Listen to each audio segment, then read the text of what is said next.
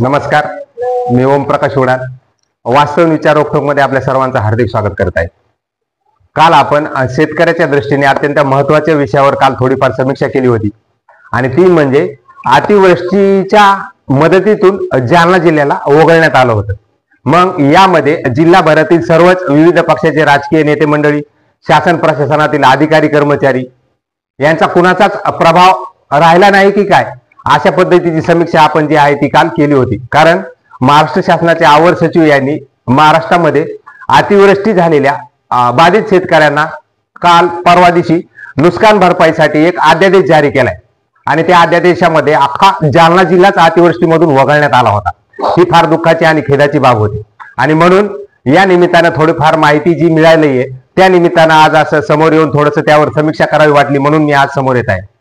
मिळालेल्या माहितीनुसार जालना जिल्ह्यामध्ये जी अतिवृष्टी झाली आणि या अतिवृष्टीमुळे जे नुकसान झाले या नुकसानीचे पंचनामे त्याचा जो अहवाल आहे तो जिल्हा प्रशासनाकडे प्राप्त आहे, परंतु सदरील अहवाल हा शासन स्तराकडे गेलाच नाही अशी माहिती मिळाली आणि म्हणून यामुळे जिल्हाभरातील शेतकरी जे आहेत ते या अतिवृष्टीच्या नुकसान भरपाईपासून वंचित आहेत अशी माहिती मिळते। यामध्ये आपण जर थोडीफार माहिती घेतली तर जालना जिल्हाभरामध्ये ऑगस्ट ते सप्टेंबर महिन्यामध्ये अतिवृष्टी झाली होती।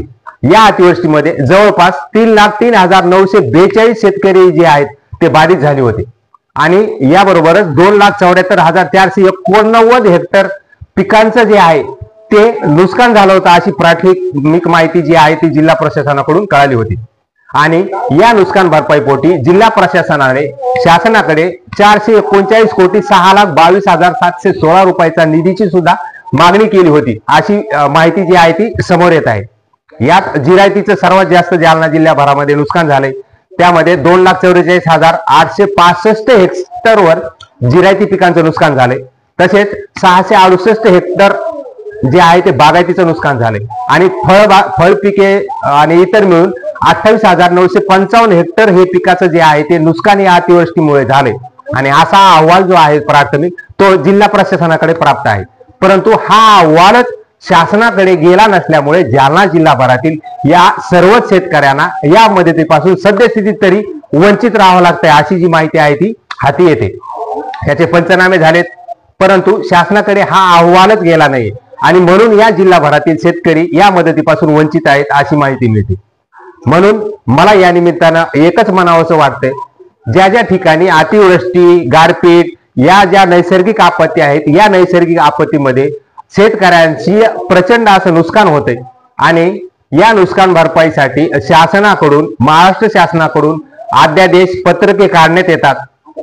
त्याचबरोबर ते पत्रक काढल्यानंतर सदरील जे आहे ते विभागीय पातळीपर्यंत पत्र येतात, आदेश येतात आणि विभागीय आयुक्त जे आहेत त्याच आदेश जे आहेत त्या आदेशाची अंमलबजावणी करण्यासाठी जिल्हा स्तरावरील जिल्हा पातळीवरील जे आहेत अधिकारी कर्मचारी कलेक्टर असतील त्यांना ते जे पत्र आहे त्या पत्राच्या अनुषंगाने ते सूचना देतात। एवढं सगळं होऊन जिल्हा अधिकारी जे आहेत ते तालुका स्तरावर ते जो आदेश आहे त्या आदेशाची अंमलबजावणी करण्याची सूचना जी आहे ती देतात। मग एवढं सगळं होऊनही शासनाकडून निघालेला हा आदेश हे जे पत्र आहे या पत्राची जिल्हाभरातील शासकीय अधिकारी कर्मचारी यांच्याकडूनच जर हेळसांड तर होत नाही ना, कारण तसं चित्र जे आहे ते सद्यस्थितीत दिसून येते। कारण जिल्हा प्रशासनाकडे याचे अहवाल पंचनामे रेडी आहेत, नुकसान भरपाईची जिल्हा प्रशासनाने शासनाकडे मागणीही केली होती, परंतु एवढं सगळं माहिती मिळालेली असतानाही जालना जिल्ह्यातील शेतकऱ्यांना या अतिवृष्टी अनुदानापासून सद्यस्थितीत वंचितच राहावं लागते।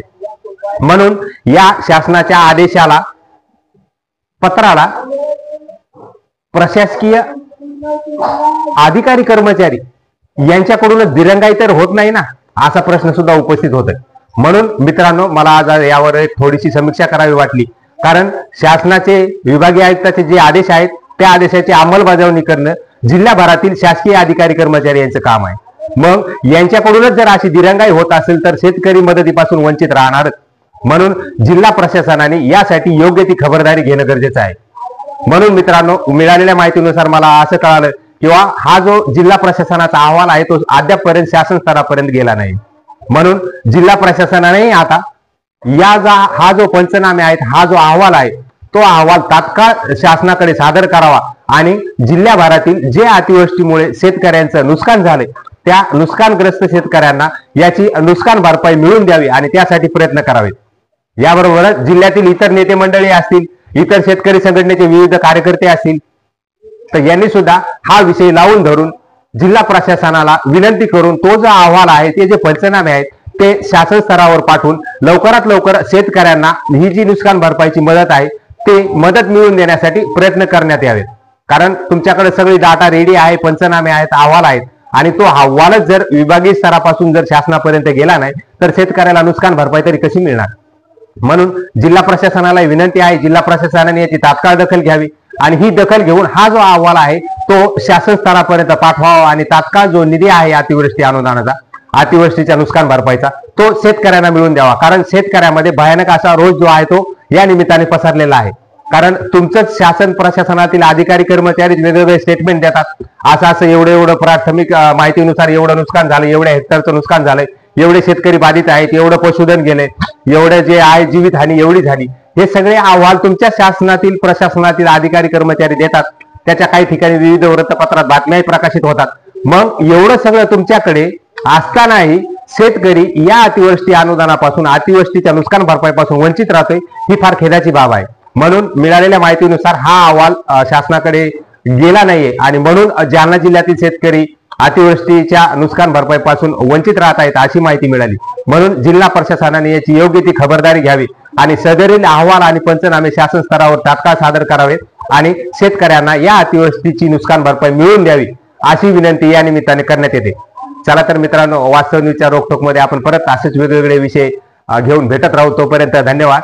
परंतु तुम्हाला जर हा व्हिडिओ आवडला असेल तर नक्कीच चॅनलला सबस्क्राईब करा, लाईक करा, काही वाटत असेल तर कमेंट करायला सुद्धा विसरू नका आणि दुसरी गोष्ट, तुम्हाला वाटलं चांगलं आहे तर शेअर करायला सुद्धा विसरू नका।